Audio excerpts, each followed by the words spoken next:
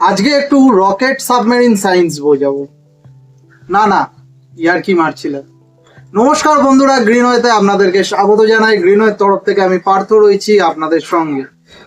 Tropical জবা একটা গুরুত্বপূর্ণ জিনিস আপনাদেরকে দেখাবো, একটা টেকনিক। যে আমাদের এই গরমকালে হঠাৎ হঠাৎ করে যখন থান্ডারস্টর্ম হয় বা ওয়েদার হঠাৎ করে বৃষ্টি, যেটা কালবৈশাখী বলা হয়, তো হওয়ার ফলে অনেক সময় বা গরমকালেও অনেক সময় হঠাৎ হঠাৎ গোড়া পচে যায়। গোড়া পচা মানে গোড়াটা পচে না, কাণ্ডটা পচে। প্লাস এই টাইমে যখন আমরা সেডি এরিয়ায় গাছ নিয়ে যাই, প্রচুর মিলিবাগ আসে। আমরা ঠান্ডা জল স্প্রে করি বা কীটনাশক দিই, কিছুদিনের জন্য যায়, আবার আসে।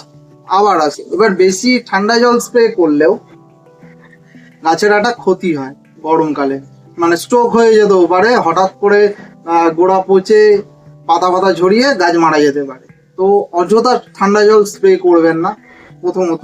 দ্বিতীয়ত, একটা টেকনিক আমি শিখিয়ে দিচ্ছি আপনাদেরকে।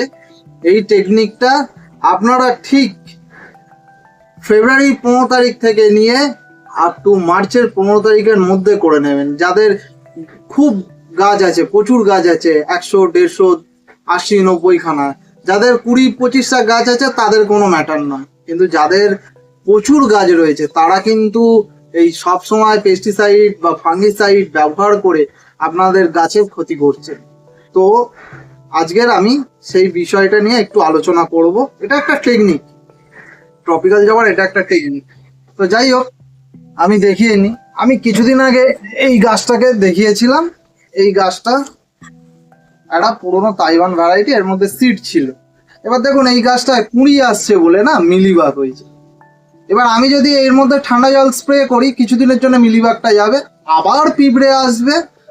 পিঁপড়ে কি করবে? আবার মিলিবাগ বয়ে নিয়ে আসবে। এবার পিঁপড়ে কেন আসে? আমরা যখন সেডি এরিয়ায় ঢোকাই বা গ্রিন নেটের তলায় ঢোকাই, বা অনেকের টিনের শেড রয়েছে, সেই টিনের শেডে যখন রাখি, গাছ কি করে, যেহেতু যখনই এইরকম একটু ঠান্ডা ওয়েদার বা কালবৈশাখী ওয়েদার পায়, তখন গাছ হঠাৎ করে মাটিতে যেহেতু এই মিডিয়াতে যেহেতু খাবার দেয়া থাকে, সেই খাবারটা শোষণ করে গাছ কুঁড়ি দেওয়ার চেষ্টা করে। এই ওয়েদারে, এই বসন্তকালটা বা গরমকালের একটু শুরুতে কুঁড়ি দেওয়ার চেষ্টা করে। এবার যেই কুঁড়িটা দেওয়ার চেষ্টা করে, বা ডগটাকে দেখবেন, টপিক্যাল জবা বা যে কোনো জবা গাছের ডগ কোনোদিন শোকায় না চট করে। তো এই ডগটায় ওরা একটা ভ্যাক্স ছাড়ে, যাতে ওই জায়গাটা দেখবেন জল দিলেও ওই জায়গাটা ভেজে না, খুব কম ভেজে, আর একটা ভ্যাক্স মতো ছাড়ে। ওই ভ্যাক্সটা পিঁপড়ে খেতে আসে। ওই ভ্যাক্স টাইপের জিনিসটাকে পিঁপড়ে খেতে আসে। এই পিঁপড়ে খেতে আসার সাথে সাথে মিলিবাগ বয়ে নিয়ে আসে। এবার মিলিবাগ কি করে, ওই জবা যখন ওই কুঁড়িটা একটু বড় করার চেষ্টা করে, যে এনার্জিটা ইউজ করছে মাটি থেকে খাবার শোষণ করে, মিলিবাগ ওই টুক টুক টুক টুক করে একটা করে ওই রসটাকে শোষণ করতে শুরু করবে। এবার আস্তে আস্তে আস্তে আস্তে দেখবেন মিলিবাগ কোনোদিন এইরকম জায়গায় লাগে না, পুরো ডগে লাগে। এবার আমাকে এই জায়গায় গাছটাকে কি করতে হবে, যেহেতু গরম আসছে, তো আমাকে গাছটাকে থমকে দিতে হবে যে গাছ, তুমি এবার ডরমেন্সিতে যাও, একদম চোখ বন্ধ করে ডরমেন্সিতে যাও। গরমে তোমায় কিছু ব্লুম দিতে হবে না।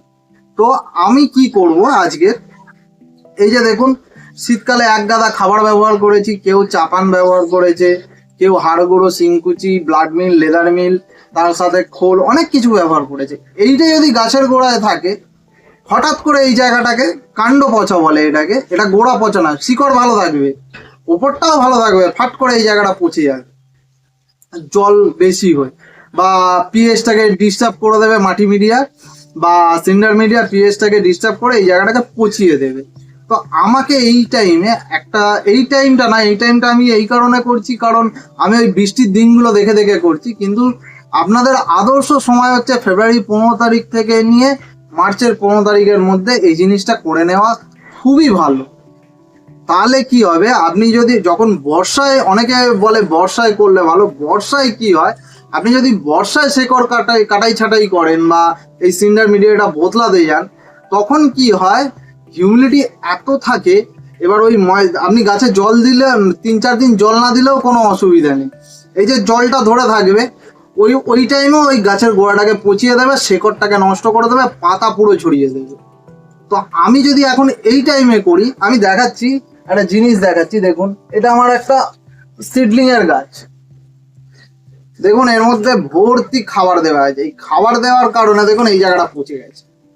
এই যে ওয়েদারটা ফাট করে চেঞ্জ হলো, এই জায়গাটা পচে গেছে। ওপর থেকে কিন্তু খুব ভালো আছে, কোনো অসুবিধা নেই, কিন্তু তলাটা পচে গেছে। এই দেখুন, এই গাছটাকে আমি কিছু করতে পারবো না। আমি সময় পাইনি বলে, এটা করতে পারিনি বলে এই গাছটা হঠাৎ করে মারা গেল। এটাকে আমি কিচ্ছু করতে পারবো না, কিচ্ছু করতে পারবো না। হ্যাঁ, একটা জিনিস করতে পারবো, এই ডাল কেটে বাট বেঁধে আমি গাছটাকে তৈরি করে নিতে পারবো। আদার্স আর কিচ্ছু করতে পারবো না। সবার দ্বারা তো বাটিং করা বা গ্রাফটিং করা সম্ভব নয়। তো সেই ক্ষেত্রেই বলা, আপনাদেরকে এই কেয়ারটা একটু ট্রপিক্যাল জবায় খেটে করতে হবে। কি করতে হবে? এই যে সিন্ডারগুলো দেখছেন, ভর্তি সিন্ডার, এই সিন্ডারগুলো আমি তুলে নেবো। এই যে অনেকে বলছে যে রুট প্রুনিং করবেন না বা রুট প্রুনিং করার টাইম নয়, সত্যি টাইম নয়, এটা টাইম নয়, কিন্তু আমাকে এটা করতে হবে। যেহেতু আমার কাছে ভর্তি সিড ছিল, সিড আমি তুলে নিয়েছি, কারণ সিড থাকা অবস্থায় শিকড়ে কোনো আঘাত করা যেতে পারে না। এই জায়গাটায় আমি খাবারগুলো শুধু তুলে নেবো, 2 ইঞ্চি 3 ইঞ্চি খাবার। যেহেতু আমরা বিভিন্ন ধরনের খাবার ব্যবহার করেছি, এবার আমরা অর্গানিক করি, আমরা ম্যানিওর দিয়েই কাজ চালাই। তারপরে খোল ব্যবহার করে অনেকে, খোল ব্যবহার করে করে। তো এইগুলো যাতে জমে না থাকে, এই জমে থাকলে পিএইচটাকে ডিস্টার্ব করবে। যেহেতু আমাদের গাছ টবে ছাদের মধ্যেই রাখা থাকে, বা অনেক সময় কেউ উঁচু জায়গায় স্ট্যান্ডে রাখলেও কিন্তু এটা প্রবলেম করে।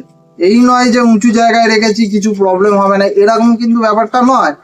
জল হোল্ড করে রাখবে, প্রচুর জল ময়েশ্চার সবসময় রাখতে যাবে, আর বেশি ময়েশ্চার থাকলে বা জল হোল্ড করে রাখলে গাছ মারা যাবে। তো আমি এই হালকা করে সিন্ডারটা তুলে নেব পুরো। এই দেখুন, রুট বলটাকে রেখে আমি সিন্ডারটা তুলে নেব। আপনারা এই টাইমে করতে যাবেন না। আপনাদের টাইম আমি বলে দিলাম, ফেব্রুয়ারি মাসের 15 তারিখ থেকে নিয়ে মার্চের 15 তারিখের মধ্যে। এইটা শুধুমাত্র যারা টবে গাছ করে তাদের জন্যে এই জিনিসটা করতে হবে। ট্রপিক্যাল জবাকে সারা বছর বাঁচে। এবার বর্ষাকালে যারা ভাবে যে বর্ষাকালে করব, বর্ষাকালে করলে কি হয়, সেই শেকড়টা নতুনভাবে আসতে প্রচুর সময় নেয়।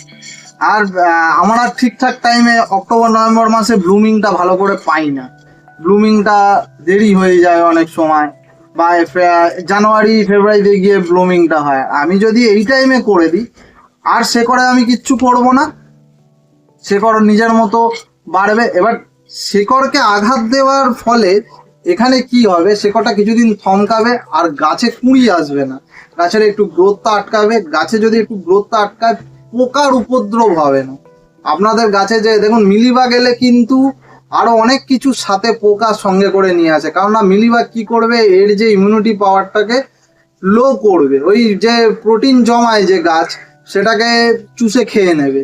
ডগের পা এগুলোকে চুষে, প্রোটিনটাকে চুষে খেয়ে নেবে। যেই খেয়ে নেবে, এবার কি হবে, গাছ উইক হবে। এবার গাছ উইক হলেই বিভিন্ন ধরনের পোকার আক্রমণ হবে। তো আমাকে গাছকে উইক করলে হবে না, গোড়ায় একটু আঘাত করে আমি যদি ওই শিকড়গুলো ফিডার রুট, শুধু ফিডার রুট, তলার রুট নয়, শুধু ফিডার রুটটাকে আমি যদি একটুখানি ছিঁড়ে দিই, তাহলে কি হবে, নতুন ফিডার রুট আসবে।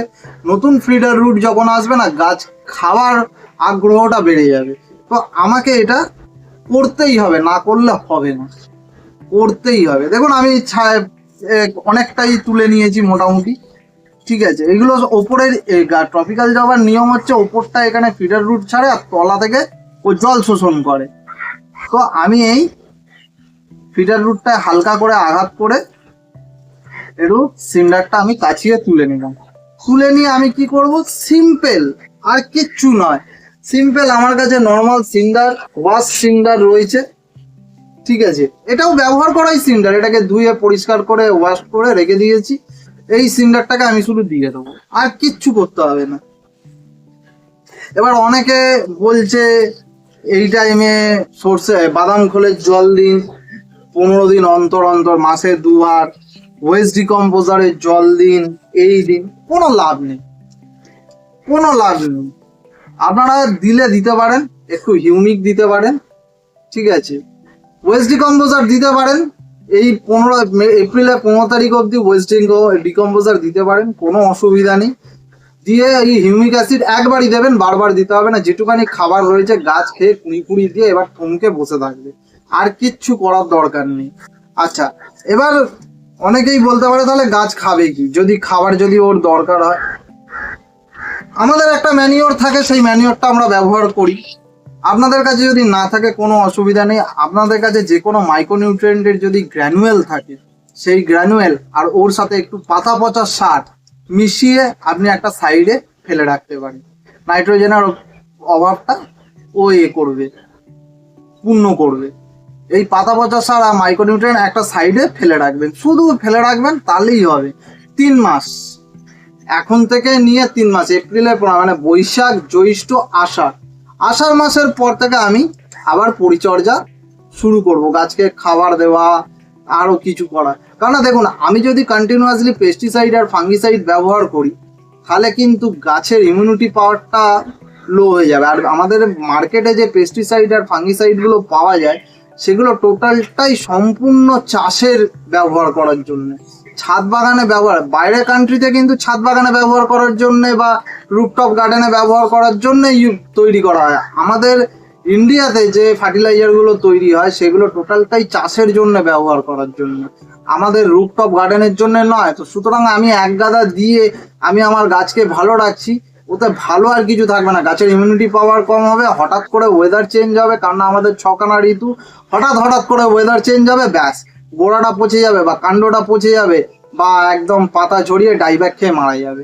তো আমার এত কিছু করার দরকার নেই। আমি সস্তায় কি করে করা যেতে পারে সেইটা দেখবো আমি। তো সস্তায় হচ্ছে এই একটুখানি খাটনি, সস্তা করতে গেলে একটু খাটতে হবে। দেখুন, গাছ কিন্তু না সবার দ্বারা সবার হাতে হয় না, গাছকে না ভালোবাসতে হবে আর বুঝতে হবে, তবেই আপনার দ্বারা গাছ হবে, আপনার দিয়ে গাছ হবে, আপনার সাথে এতে গাছ হবে। তো যাই হোক, তো এই দেখুন আমি সিন্ডারটা ভরে দিলাম, আর আদার্স আমি কিচ্ছু করব না। এই 15 দিন পর আমি এর মধ্যে আমি ইউজ করব, আমি আমার নিজস্ব একটা চবনপ্রাশ তৈরি করি, সেই চবনপ্রাশটা ব্যবহার করব। আপনারা, আমি ওটা বিক্রিও করি না, আমরা কেউ বিক্রিও করি না ওই প্রোডাক্টটা। আপনারা মাইক্রোনিউট্রিয়েন্ট গ্র্যানুয়েল আর ওর সাথে একটু পাতা পচা সার ভালোভাবে একটু মিক্স করে নেবেন। মিক্স করে নিয়ে এই এতটুকু নিয়ে একটা সাইডে এইখানটা ফেলে রেখে দেবেন, ঠিক আছে? নতুন শিকড় অটোমেটিকলি আসবে। এর সাথে আপনারা যদি কিছু ব্যবহার করতে চান, তাহলে আপনারা ব্যায়াম একটু ব্যবহার করতে পারেন আষাঢ় মাসটায়। এখন ব্যবহার করার কোনো দরকার নেই, কোনো কাজ হবে না। এই গাছকে আমরা এখন একটু থমকে দিলাম। আরও একটা ব্যাপার, সেটা হচ্ছে আপনারা এই গরমে খোল জল দেওয়ার দরকার নেই। আপনি যত খোল জল দেবেন তত গাছে পোকা আসবে। কারণ আমাদের এতদিন তো ফুল দিল, সেই সেপ্টেম্বর অক্টোবর থেকে বা কারোর বর্ষা থেকে ফুল দেওয়া শুরু হয়ে যায়। তো যাই হোক, August, July, August, September, October, November, December, January, February, March, April অবধি গাছে ব্লুমিং দেয়। এবার তো গাছের একটু রেস্টের দরকার। এতদিন ফুল দিল, আমরা মনে করি জবা গাছ মানে সারা বছর ফুল দেবে। তো সারা বছর কেউ ফুল দেয় না, কোনো গাছ ফুল দেয় না, এটা বুঝতে হবে, এটা নর্মাল জিনিস। আর এটা তো তারপরে এটা আবার ট্রপিক্যাল। তো যাই হোক, এই টাইমে গাছকে একটু রেস্টে পাঠাতে হবে। রেস্টে পাঠানোর জন্য আমি কি করলাম, আমি ওই সিন্ডারটা কাচিয়ে তুলে নিলাম। তুলে নেওয়ার পর পোকাটা অটোমেটিকলি চলে যাবে। এবার ধরুন একান্ত, যেহেতু পলিসাইডের বা মাথায় গ্রিন নেট লাগিয়েছি, এবার একান্ত ধরুন যদি না যায়, যে অনেক সময় কি হয়, খাবার অনেক ভিতরে চলে যায়, যেহেতু আমাদের সিন্ডার মিডিয়া তো একদমই ভিতরে চলে যায়, তো ওই খাবারটা কিছুটা থেকে যায়। তো সেটাকে কি করি আমরা, ওই এপ্রিলের 15 তারিখের মধ্যে ওই হিউমিক অ্যাসিড আর ব্যাকটেরিয়া কালচার জল খাইয়ে ওটাকে হজম করিয়ে দিয়ে ব্যাস, আমরা আর কিছু দেবো না। এবার সাথে ওই আপনার একটু দেবো হচ্ছে পাতা পচা সার আর ওই মাইক্রোনিউট্রিয়েন্ট গ্র্যানুয়েল দিয়ে একটা সাইডে দিয়ে ফেলে রেখে দেবো। এবার আপনাদের, এবার ধরুন পোকা যাচ্ছে না, তাহলে ওই একটাই নিয়ম, বরফ বাটিতে জমাবেন, ডিপ ফ্রিজে জমিয়ে, আর গাছের মানে বরফ জমিয়ে ওই বোতলটা বা ঠান্ডা জল ভালোভাবে 2 লিটার 3 লিটার জল ঠান্ডা করে সেই জলটা আপনি গাছে স্প্রে করলে নিম তেল দিয়ে একটু 3000 ppm বা আপনার কাছে 10,000 ppm যা নিম তেল আছে দিয়ে 4 বার দেবেন 3 দিনের গ্যাপে, মানে 3 থেকে 4 দিনের গ্যাপে, 4-5 দিনের গ্যাপে 4 বার দেবেন। ও পোকা সব চলে যাবে, আর দিতে হবে না, আর দিতে হবে না। আর দেবেন সবসময় বিকেলবেলা। এবার আমি একটা জিনিস বলছি, আমি একটা গাছ দেখালাম, আমার একটা সিডলিং দেখালাম, পচেছে। অনেকেই বলছে যে ফাঙ্গিসাইড দেবেন না, ঠিক আছে, বর্ষায় ফাঙ্গিসাইড শুধু ব্যবহার করবেন স্ট্রেস নিতে। এই গাছটা হচ্ছে আমার রিজেক্ট লিস্টেড সিডলিং।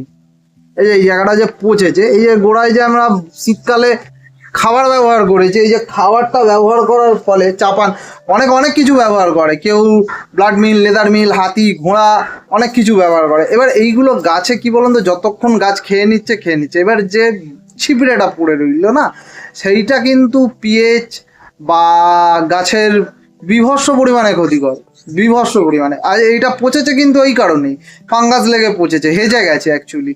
তলার শিকড়টা ভালো আছে, মাথার ডগটা ভালো আছে। যেহেতু এই গাছটা আমার লাগবে না, মানে আমি রিজেক্ট লিস্টে বলেছি বলে এখানে গ্রাফটিং, কিন্তু এই গাছটাকে বাঁচানোর এই একটাই উপায় আছে, এটাকে গ্রাফট করতে হবে।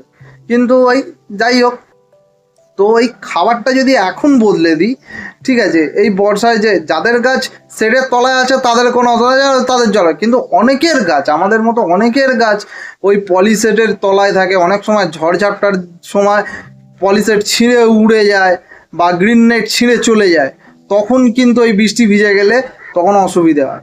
এবার ফাঙ্গিসাইডটা ব্যবহার করা, আমি এটা এর মধ্যে সিউডোমোনাস ব্যবহার করেছিলাম, যেহেতু এটা বাইরে ছিল, প্রচণ্ড রোদ ছিল। সিউডোমোনাস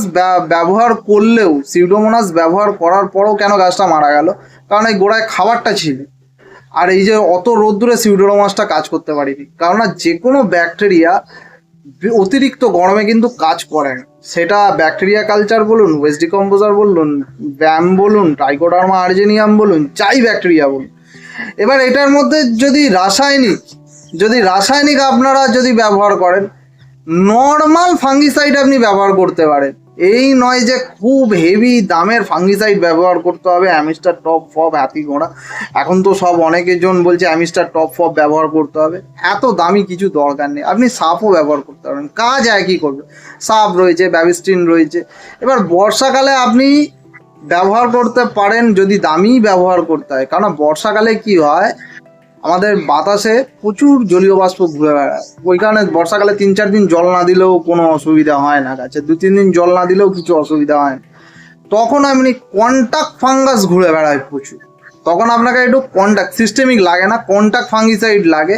যদি আপনাদের সামর্থ্য থাকে বা ক্ষমতা থাকে, আপনি ব্রাইটক্স কিনতে পারেন, ব্রাইটক্স কিনে দিতে পারেন, বা যদি লুজ কোথা থেকে পান লুজ কিনে দিতে পারেন বর্ষায়, রাসায়নিকের ক্ষেত্রে আমি বলছি। কিন্তু অর্গ্যানিক হলে আমরা ট্রাইকোডার্মা আর্জেনিয়াম ব্যবহার করি, গরমেই শুধু সিউডোমোনাস ব্যবহার করি, গরমে তাও সব সময় না, 2 মাস তো কোনো ফাঙ্গিসাইডই ব্যবহার করি না। আমরা আগে থেকেই কেয়ার নিই, জানি আমাদের ফাঙ্গাস লাগবে না, এটা আমি জানি। ওই খাবার বদলে দিয়েছি আর ফাঙ্গাস লাগবে না, এটা আমরা জানি। আর খাবার বদলে দিয়েছি, ফাঙ্গাসও লাগবে না, পোকাও লাগবে না। ওই সিন্ডার কাছি তুলে নিয়েছে, এটা একটু খাটনি। দেখুন, গাছ না সবার দ্বারা হয় না, গাছকে বুঝতে হয়, বুঝে গাছ করতে হয়।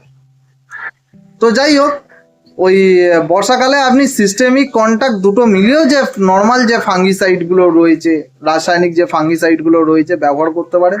আর পেস্টিসাইড বেশি ব্যবহার করতে যাবেন না, যত পেস্টিসাইড ব্যবহার করবেন গাছের ইমিউনিটি পাওয়ার কম হবে, গাছ ওই করতে হবে। হ্যাঁ, আর একটা জিনিস কদিন ধরে দেখছিলাম যে এই টাইমে অনেকে কুঁড়ি ভেঙে দিচ্ছে, টুকটুক করে কুঁড়ি ভেঙে দিচ্ছে, গাছের এনার্জি বাঁচাচ্ছে। আপনি এখন যদি কুঁড়ি ভাঙতে যান না, যত কুঁড়ি ভাঙবেন তত আরো কুঁড়ি দেবে, তত আপনাকে আগে গোড়াটা অফ করতে হবে, গোড়াটা, কারণ গাছের গোড়া খাবার জমে তো ও বাড়ার চেষ্টা করবে। এবার অনেকেই বলছে যে খোল জল দিতে, এই দিতে, সেই দিতে, দরকার নেই তো। আপনি নাইট্রোজেন, খোলে কি থাকে, নাইট্রোজেনটাই তো মেন পাওয়ার। নাইট্রোজেন, পাতাটা যাতে সবুজ থাকে, ঠিকঠাক থাকে, তো নাইট্রোজেনটা পাওয়ার জন্য আপনি তো পাতা পচা সার দিচ্ছেন আর মাইক্রোনিউট্রিয়েন্ট দিয়ে দিচ্ছেন, ব্যাস হয়ে গেল, আর কিচ্ছু লাগবে না। ওপরে ফলিয়ার স্প্রেতে আপনি একদম চোখ বন্ধ করে যদি কোনো কার্বন বেস খাবার পান ভালো, যদি না পান কোনো অসুবিধা নেই, আপনি দু ধরনের মাইক্রোনিউট্রিয়েন্ট স্প্রে করতে পারেন।